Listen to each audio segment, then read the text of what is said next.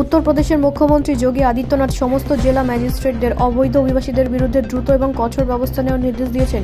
আইন শৃঙ্খলা, জাতীয় নিরাপত্তা এবং সামাজিক সম্প্রীতি তার প্রশাসনের সর্বোচ্চ অগ্রাধিকার বলে পুনর্ব্যক্ত করে তিনি বলেন, কোনো ধরনের অবৈধ কার্যকলাপ সহ্য করা হবে না।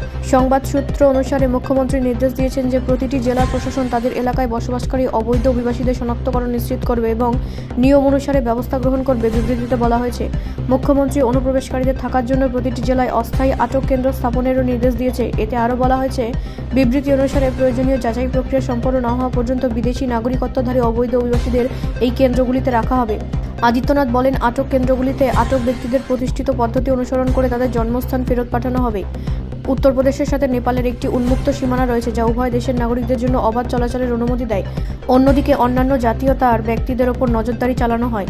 এটি এমন এক সময় এসেছে যখন উত্তরপ্রদেশ সহ 12টি রাজ্য এবং কেন্দ্রশাসিত অঞ্চলে একটি দেশব্যাপী এসআইআর পরিচালিত হচ্ছে, যার চূড়ান্ত ভোটার তালিকা 7 ফেব্রুয়ারি 2026 তারিখে প্রকাশিত হবে।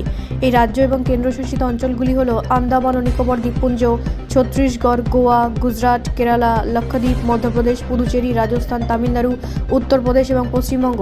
নির্বাচন কমিশনের তথ্য অনুযায়ী 28 অক্টোবর থেকে 3 নভেম্বর পর্যন্ত মুদ্রণ ও প্রশিক্ষণ অনুষ্ঠিত হয়। এরপর 4 নভেম্বর থেকে 8 ডিসেম্বর পর্যন্ত গণনা পর্ব অনুষ্ঠিত হয়। 9 ডিসেম্বর খসড়া ভোটার তালিকা প্রকাশ করা হবে। এরপর 9 ডিসেম্বর থেকে 8 জানুয়ারি 2026 পর্যন্ত দাবি ও আপত্তিকর সময় থাকবে।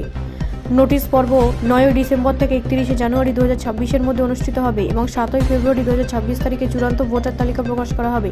বিরোধীরা এসআইআর প্রক্রিয়ার তীব্র বিরোধিতা করেছে, অভিযোগ করেছে যে এটি সুবিধাবঞ্চিত সম্প্রদায়ের ভোটারদের নাম ভোটার তালিকা থেকে বাদ দেওয়ার লক্ষ্যে করা হয়েছে। ব্যুরো রিপোর্ট, রাষ্ট্রীয় প্রসার বাংলা।